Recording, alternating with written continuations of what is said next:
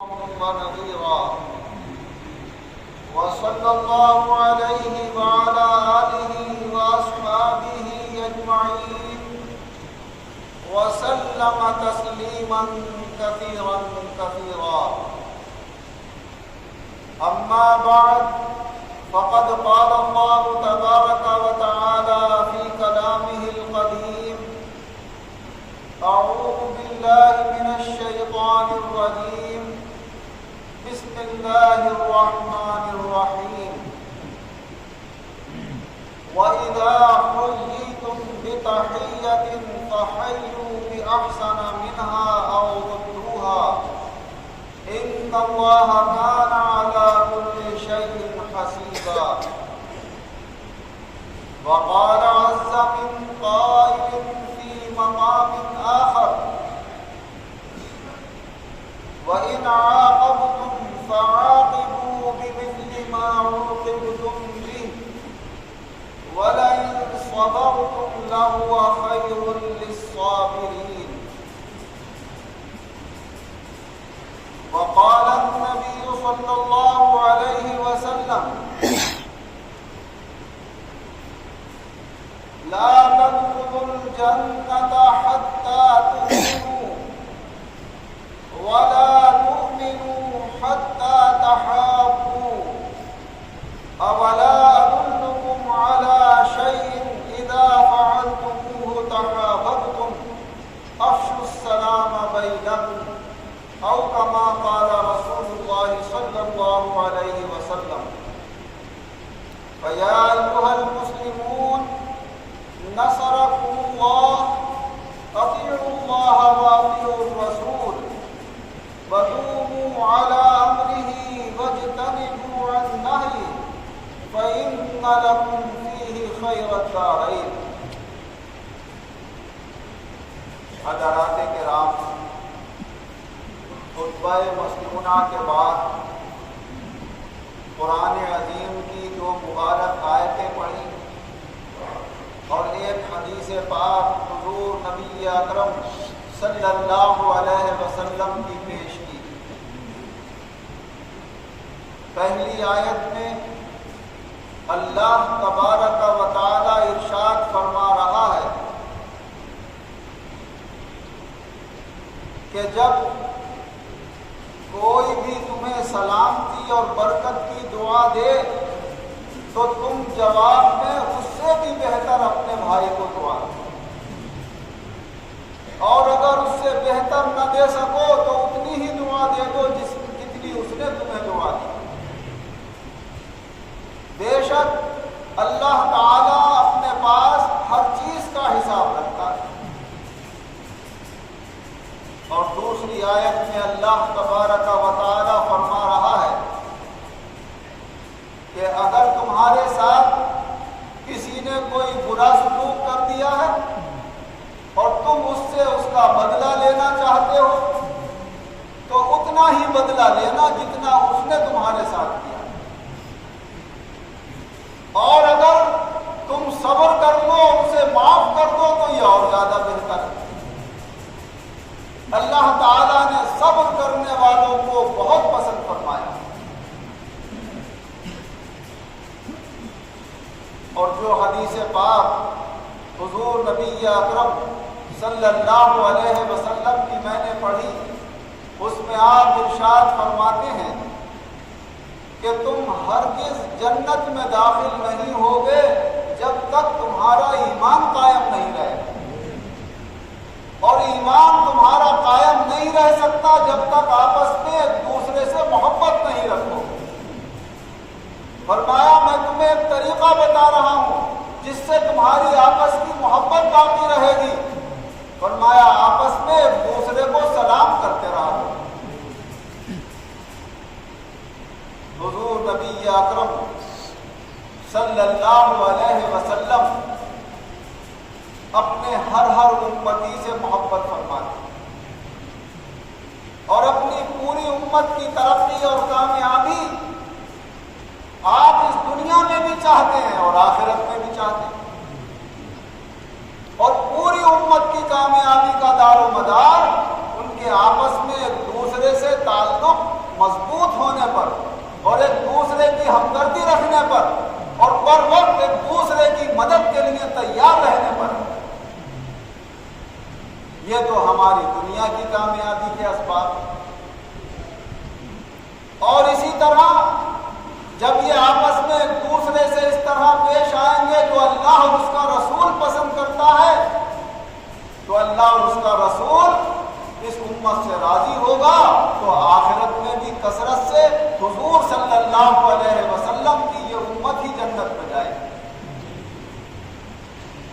حضور نبی اکرم صلی اللہ علیہ وسلم نے اپنے امتیوں کو ایک ایک بات ایسی بتا دی کہ دیکھنے میں اور سننے میں معمولی باتیں ہیں، مگر انسان کی زندگی میں پیش آنے والے ایک معمولی واقعے سے لے کر بڑے واقعے تک کوئی آپ نے بچا کر نہیں رکھا۔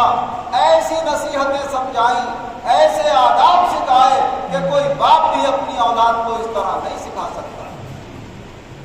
ایک دن میں حدیث پاک مسلم شریف پڑھا رہا تھا تو اس میں یہ حدیث آئی کہ حضور صلی اللہ علیہ وسلم نے ارشاد فرمایا کہ جب تم کھانے کی کوئی چیز کھاؤ اور اس میں سے کھانے کی کوئی چیز تمہارے دانتوں میں اٹک جائے تو اگر تم نے اپنے دانتوں کی وہ پھنسی ہوئی چیز کسی لکڑی وغیرہ سے نکالی ہے تو اسے تھوک دو، اور اگر اپنی زبان سے مل کر نکال لی ہے، لکڑی کی ضرورت نہیں پڑی ہے تو تھوکو مت، اسے نکل دو۔ اور پھر فرمایا جو ایسا کر لے گا وہ بھی ٹھیک ہے اور جو نہیں کرے گا وہ بھی ٹھیک ہے۔ فرمایا اپنی آنکھوں میں سرما لگایا کرو تو تاک عدد لگایا کرو، ایک ایک بار لگا یا تین تین بار لگا۔ فرمایا جس نے ایسا کرا اس نے بھی ٹھیک کیا اور جو نہیں کرے گا اس میں بھی کوئی حرج نہیں۔ عرب لوگوں کے یہاں پانی کثرت سے نہیں تھا، جنگلوں وغیرہ میں اپنی خواہش حاجت پوری کرنے جاتے تھے پیخانے پیشاب کی، تو پتھروں سے زیادہ تر استنجا کیا کرتے تھے۔ تو حضور صلی اللہ علیہ وسلم نے فرمایا جب تم استنجا کیا کرو تو اس میں بھی طاق عدد کا خیال رکھا کرو، 3 پتھروں سے کرو یا 5 پتھروں سے کرو۔ فرمایا جو ایسا کر لے گا وہ بھی ٹھیک ہے، جو ایسا نہیں کرے گا تو بھی کوئی حرج نہیں۔ صفائی مقصود ہے، جتنے پتھروں سے بھی صفائی ہو جائے۔ تو میں بتانے لگا اپنے شاگردوں کو کہ دیکھیے تو ایک کھانے میں دال میں ایک معمولی گوشت کی ذرا سی کوٹی پھنس جاتی ہے یا کوئی ذرا سا ٹکڑا پھنس جاتا ہے تو ہمارے رسول کو یہاں تک ہمارا خیال ہے کہ تمہارے دال میں یہ پھنس جائے تو تمہارے نکالنے کا کون سا طریقہ تمہارے لیے کیسا ہوگا کہ لکڑی سے نکالو گے تو تھوک دینا بہتر ہے اور اگر زبان سے نکال لیا تو نگل لینا بہتر ہے۔ یہاں تک آپ ہمیں سکھا رہے ہیں، اتنی معمولی باتوں پر بھی نظر۔ نماز کی تعلیم تو اپنی جگہ ہے، روزے زکوٰۃ اور حج کے مسائل تو اپنی جگہ ہیں، اور اپنے دشمنوں سے مقابلے کے طور طریقے اپنی جگہ ہیں، خرید و فروخت کے بڑے بڑے مسائل اپنی جگہ ہیں، مگر امت کی اتنی بات پر بھی آپ کی نظر ہے کہ میرا ایک ایک امتی ہر ادب کی بات سیکھ لے اور تمام امتوں کے مقابلے میں جب اللہ کے سامنے پیش ہو تو سب سے زیادہ ادب والی امت میری اللہ کو نظر آئے، تاکہ اللہ کے یہاں میرا مقام ہو کہ اے رسول جو تم نے اپنی امت کو سکھایا وہ کسی رسول نے اپنی امت کو نہیں سکھایا۔ اسی لیے حضور صلی اللہ علیہ وسلم نے ارشاد فرمایا کہ اے میرے امتیوں مجھے تو تمہاری کثرت پر بھی قیامت کے دن فخر ہوگا کہ جب تمہاری میں تعداد دوسرے امتیوں کے مقابلے میں زیادہ دیکھوں گا تو اس وقت بھی مجھے خوشی ہو رہی ہوگی الحمدللہ کہ تمام نبیوں سے زیادہ ماننے والے اللہ نے میرے ماننے والے بنائے۔ تو حضور اپنے تمام ماننے والوں کو ان کی بڑی تعداد سے میدان محشر پر خوش ہو رہے ہیں، تو وہ تعداد کیا اس پر موقوف ہو جائے گی کہ صرف بریلوی مسلمان ہیں؟ اگر اتنے ہی مسلمان ہوں گے تو حضور کو کیسے خوشی ہوگی دیکھ کر، ارے یہ مسلمان رہ گئے باقی میرے سارے امتی تو بیچارے کافر ہو گئے۔ اگر صرف دیوبندی مسلمان ہوئے وہاں اللہ کے یہاں، باقی سب کافر ہوئے، تو کتنی تھوڑی سی امت رہ جائے گی؟ کیا ایسا ہو سکتا ہے؟ صرف رامپور کے جو علماء تھے بھائی معتدل مزاج تھے، وہ تو مسلمان رہے، باقی سب کافر ہو گئے، تو کتنی سی جماعت ہو جائے گی مسلمان؟ یا شیعہ اپنے ذہن میں یہ جمائے بیٹھے رہیں کہ جو شیعہ ہے وہ تو مومن ہے، اور جو شیعہ نہیں ہے وہ مومن نہیں ہے، کیونکہ وہ اپنے آپ کو صرف مومن کہتے ہیں اور باقی دنیا کے مسلمانوں کو مسلمان کہتے ہیں، اور ان کا خیال یہ ہے کہ مومن بس ہم ہیں۔ اور حضور صلی اللہ علیہ وسلم کیا فرما رہے ہیں کہ صرف مومن جنت میں جائے گا، اور جو مومن نہیں ہے وہ جنت میں جا ہی نہیں سکتا۔ تو پھر تمام دنیا کے مسلمانوں میں شیعوں کی کتنی تعداد ہوگی؟ جن کی تعداد کو دیکھ کر قیامت کے دن حضور فخر کریں گے یہ ہے میری امت۔ اب حضور صلی اللہ علیہ وسلم کی مبارک حدیثوں کو اپنے پیش نظر رکھ کر ان پارٹی بند والوں سے جو صرف اپنے آپ کو مسلمان سمجھتے ہیں اور دوسروں کو مسلمان ماننے کو تیار نہیں ہیں، وہ کبھی ہمارے رسول کے فرمان کو پیش نظر رکھ کر بھی تو کبھی غور کریں کہ ہماری یہ سوچ اللہ کے رسول کے فرمان سے مطابقت بھی کر رہی ہے یا ہم حضور کے فرمان کے مخالف جا رہے ہیں۔ صرف وقتی طور سے بڑے بڑے علماء نے بعض باتوں پر کفر کے فتوے دیے، مگر کفر کا فتویٰ اسی کو دیا کہ تو کافر ہو گیا جس کے اندر وہ کفر کی بات دیکھی، ایک میں دیکھی تو ایک کو دے دیا، دو میں دیکھی تو دو کو دے دیا، یہاں تک کہ کفر کا فتویٰ دینے میں بریلوی مسلک سے تعلق رکھنے والے سب سے بڑے عالم امام احمد رضا خان فاضل بریلوی رحمۃ اللہ علیہ نے بھی اپنی پوری زندگی میں صرف 4 آدمیوں پر کفر کا فتویٰ لگایا، اور مشہور یہ ہے کہ وہ انہوں نے پوری پارٹی کو ہی کافر کہتے ہیں، پوری پارٹی کو نہیں کہا، صرف 4 کو۔ ایک 5ویں عالم جو ان کی زندگی سے پہلے گزر گئے تھے، ان کی باتوں میں بھی انہیں اختلاف تھا، کہتے تھے اگر یہ میری زندگی میں ہوتے تو میں ان سے پوچھ کر جان لیتا کہ کیا یہ ان کا خیال صحیح ہے یا غلط ہے، اور میں سمجھا دیتا، اگر توبہ کر لیتے تو میں کفر کا فتویٰ نہیں لگاتا۔ تو اتنے بڑے عالم جو مشہور ہیں کفر کا فتویٰ لگانے میں، انہوں نے بھی اتنا لحاظ رکھا کہ 4 سے زیادہ پر نہیں لگایا۔ مگر اس زمانے کے لوگ اگر جن 4 لوگوں پر کفر کے فتوے لگائے گئے اگر ان کی جماعت سے بھی کوئی تعلق رکھتا ہوا نظر آتا ہے تو پوری پارٹی کو کافر کہہ دیا جاتا ہے، اور تعلق تو دور کی بات ہے، اگر کوئی انہیں کافر نہ بھی کہے تو اسے بھی کافر کہہ دیا جاتا ہے۔ کوئی خاموش ہے بیچارہ، بھائی ہم نہیں کہیں گے، ہمارے رسول نے منع فرمایا، ہمارے رسول کے مقصد کے خلاف بات جا رہی ہے تو تم بھی کافر ہو۔ تو جب اس پارٹی سے پوچھا جائے تمہاری نظر میں شیعہ بھی کافر، رامپور والے بھی کافر، دیوبند والے بھی کافر، تو پھر تم ہی مسلمان، تو تمہاری اتنی بڑی تعداد ہے جسے دیکھ کر ہمارے رسول صلی اللہ علیہ وسلم میدان محشر میں فخر کریں گے یہ ہے میرے ماننے والے۔ معلوم ہوا تمہیں اپنی اس سوچ کا جائزہ لینے کی ضرورت ہے، اپنی اس فکر پر نظر ثانی کی ضرورت ہے کہ تم صحیح سوچ رہے ہو یا غلط سوچ رہے ہو۔ اگر تمہاری سوچ رسول اکرم صلی اللہ علیہ وسلم کے فرمان کے خلاف جا رہی ہے تو اپنی سوچ کو اللہ کے رسول کے فرمان پر قربان کر دو، اور یہ کہو کہ جب تک کھلا کسی کا کفر سامنے نہیں آ جاتا ہمیں اس کسی کو بھی کافر کہنے کا کوئی حق نہیں۔ اور یہی حقیقت الغرض یہ باتیں تو میں نے مسلک وغیرہ کے اعتبار سے سمجھانے کی کوشش کری کہ دیکھو کہاں ہمارے رسول صلی اللہ علیہ وسلم کا فرمان کہ آپ فرما رہے ہیں میری امت، آپ نے امت کہا، یہ نہیں کہا کہ میری امت کی فلاں پارٹی یا میری امت کی فلاں جماعت اس کو دیکھ کر فخر کروں گا، حضور کی تو پوری امت ہے۔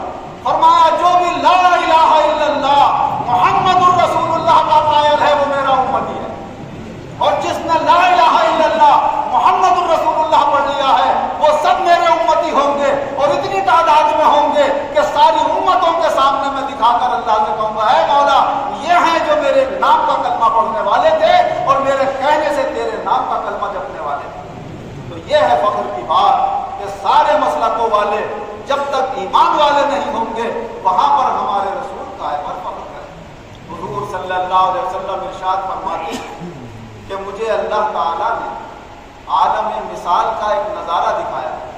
عالم مثال اسے کہتے ہیں جو ہمارے اس عالم سے جدا عالم ہے، کہ وہاں پر چیزیں، ان کی تصویریں دنیا میں جیسے جو کچھ پیش آ رہا ہے اسے ایک چھوٹی سی جگہ میں دکھا دیا جاتا ہے۔ جیسے آج کل ہماری LED ہے، ٹی وی ہے، کہ بڑے بڑے میدان، بڑے بڑے مناظر فلمائے جاتے ہیں اور ایک چھوٹی سی جگہ میں بڑی سے بڑی چیز دکھا دی جاتی ہے۔ تو ایسے ہی عالم مثال کی چیزیں، عالم مثال میں بڑی بڑی چیزیں چھوٹی جگہ پر دکھا دی جاتی ہیں۔ جیسے کہ حضور صلی اللہ علیہ وسلم نے ارشاد فرمایا کہ جب میں سورج گرہن کی نماز پڑھا رہا تھا تو مسجد کی دیوار میں مجھے جنت دکھا دی گئی، مسجد کے سامنے کی دیوار میں مجھے دوزخ دکھا دی گئی۔ تو کیا جنت اتنی بڑی ہے کہ مسجد کی دیوار میں دکھ جائے؟ تو وہی منظر کہ مسجد کی دیوار کو ایک ٹی وی کی طرح اللہ نے سامنے پیش کر دیا اور اس میں پوری جنت کا نظارہ دکھا دیا۔ حضور فرمایا میں نے جنت میں ایک ایسی عورت کو دیکھا کہ جس نے پیاسے کتے کو گرمی کے زمانے میں پانی پلا دیا تھا، تو اللہ نے اس کی مغفرت فرما دی تھی، حالانکہ وہ فاحشہ اور عیاش عورت تھی۔ اللہ نے فرمایا جو میری مخلوق پر رحم کرتا ہے میں اس پر رحم کرتا ہوں، اس نے پیاسے کتے کو پانی پلایا، اس پر رحم کیا، میں تو ارحم الراحمین ہوں، میں کیوں اس پر رحم نہ کروں؟ فرمایا جاؤ اس کو جنت میں داخل کرو۔ تو وہ نظارہ جو دکھا دیا وہ عالم مثال کو دکھا دیا۔ فرمایا اسی طرح اللہ تعالیٰ نے ایک امت دکھائی کہ جس نے آسمان کے تھوڑے سے حصے کو گھیر رکھا۔ میں نے کہا اے باری تعالیٰ کیا یہ میری امت ہے؟ فرمایا نہیں، یہ عیسیٰ علیہ السلام کی امت ہے۔ ایک اور امت دکھائی گئی، وہ بھی بڑی تعداد میں تھی۔ میں نے کہا مولا یہ کیا یہ میری امت ہے؟ فرمایا یہ موسیٰ علیہ السلام کی امت ہے۔ فرمایا پھر ایک امت میرے سامنے ایسی پیش کی گئی جس نے پورے آسمان کو گھیر لیا، تو اللہ نے فرمایا یہ ہے آپ کی امت، اور فرمایا کہ آپ کی امت کا 1/4 حصہ میں بغیر حساب و کتاب کے جنت میں داخل کروں۔ کہا اے باری تعالیٰ باقی تمہاری سفارش سے داخل کر دوں گا، اگر تم یہ چاہو کہ میں آپ کی امت کے آدھے لوگ داخل کر دوں تو آدھے داخل کر دوں، یا یہ کہو کہ سفارش کا حق آپ کو دے دوں تو میں نے سفارش کا حق دیا، جسے تم کہو گے میں بخش دوں گا۔ اور مایا مولا مجھے سفارش کا حق دے دے، میں جسے کہوں تو بخش دے۔ تو ہمارے رسول صلی اللہ علیہ وسلم کو اپنے ہر امتی سے محبت ہے، حضور کسی کو چھوڑیں گے نہیں دوزخ میں جانے کے لیے، اللہ سے کہیں گے مولا اس کو بخش دے، اللہ نے وعدہ کر لیا جسے آپ کہیں گے اسے بخش دوں گا۔ تو حضور نبی اکرم صلی اللہ علیہ وسلم جو ہمارے آقا ہمارے مولا ہیں، انہی کا یہ لایا ہوا دین ہے۔ ہم ان کی بات مانتے ہیں تو ہم دیندار ہیں، ہم ان پر ایمان رکھتے ہیں تو ہم ایمان والے ہیں، ہمیں ان کے اوپر ایمان رکھنا ہے۔ ہمیں یہ نہیں دیکھنا ہے کہ ہمارے وقتی مولوی کیا کہہ رہے ہیں، غیر مقلد ان کا کوئی امام آ جاتا ہے باہر کا، وہ نئی نئی باتیں پیدا کرتا ہے، کوئی اور کسی پارٹی کا آتا ہے وہ کہتا ہے، اس کے چند ماننے والے ہو جاتے ہیں، وہ اس کے نعرے مارنے لگتے ہیں صاحب ہمارے مولوی نے ایسا کہہ دیا ہمارے۔ یہ سارے مولوی تابع ہیں ہمارے آقا و مولا حضور احمد مجتبیٰ حضرت محمد مصطفیٰ صلی اللہ علیہ وسلم کے۔ اگر ان کی بات سے کسی کی بات ٹکرا رہی ہے تو وہاں مولوی کو چھوڑ دینا ہے، اللہ کے رسول کو نہیں چھوڑنا ہے۔ اللہ کے رسول پر ہمارا ایمان ہے، اسی لیے ہمارے رسول صلی اللہ علیہ وسلم نے ارشاد فرمایا کہ اے مسلمانوں آپس میں محبت پیدا کرو، جب تک محبت پیدا نہیں کرو گے تم ایمان والے نہیں مانے جاؤ گے۔ اب ان سے کوئی پوچھے کہ تم جو یہ آپس میں لڑا رہے ہو، ٹکرا رہے ہو ایک دوسرے کو، کہ اس کی نماز جنازہ پڑھنی تو تیرا نکاح ٹوٹ گیا، تو نے اس کو سلام کر لیا، تیری بیوی نکاح سے خارج ہو گئی۔ حضور کہہ رہے ہیں کہ سب کو سلام کرو، چاہے پہچانتے ہو یا نہ پہچانتے ہو، نہ ٹوپیاں دیکھو نہ کرتے، نہ پیجاموں کا اونچا اور نیچا ہونا، بس یہ دیکھو کہ یہ امتی ہے محمد صلی اللہ علیہ وسلم کا، تو اس کو سلام کر لیا کرو۔ سلموا علی من تعرفوا ومن لم تعرفوا، جسے پہچانتے ہو اسے بھی سلام کرو اور جسے نہیں پہچانتے ہو اسے بھی سلام کرو۔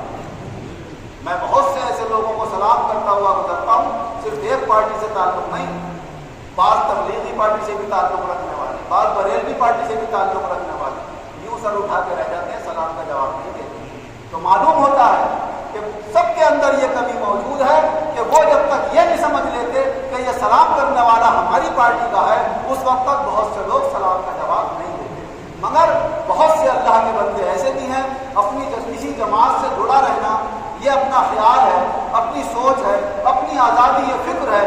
आज़ादी फ़िक्र का अल्लाह ने सबको हक दिया है। जिस जमात से आप जुड़े रहना चाहते हैं जुड़े, कोई रोकने की कोशिश नहीं कर रहा है, मगर एक उम्मती दूसरे उम्मती को हकारत की नज़र से न देखे, दुश्मन की नज़र से न देखे। बस इतना जाने भाई इसके ख्याल में इसकी आज़ादी फ़िक्र ने इसे इजाज़त दी है वो फला जमात से जुड़ा रहे, इसकी आज़ादी फ़िक्र ने इजाज़त दी है उस जमात से जुड़ा रहे। जब इसकी फ़िक्र इसे इजाज़त दे रही है तो मैं कैसे मजबूर कर सकता हूँ? ये उससे जुड़ा होने के बावजूद हुजूर सल्लल्लाहु अलैहि वसल्लम का उम्मती है, इसलिए मेरा मोमिन भाई है। और अगर इसमें अकीदे या अमल की कोई कमी है तो मेरा ये फर्ज बनता है कि इसे कुरान और हदीस की रोशनी में समझाऊं और इसकी कमी को दूर करके सही रास्ते के ऊपर लेकर आऊं, ना कि इससे नफरत करके इसे अपना दुश्मन और आपस में लड़ाई और झगड़े का जरिया बनाऊं, जिसकी वजह से ये उम्मत लगातार दिन ब दिन नीचे की तरफ को जा रही है। और ऊपर को उठकर ये जभी आएगी कि जब हुजूर सल्लल्लाहु अलैहि वसल्लम के फरमान के मुताबिक आपस में हम एक दूसरे के खैरख्वाह और हमदर्द बने।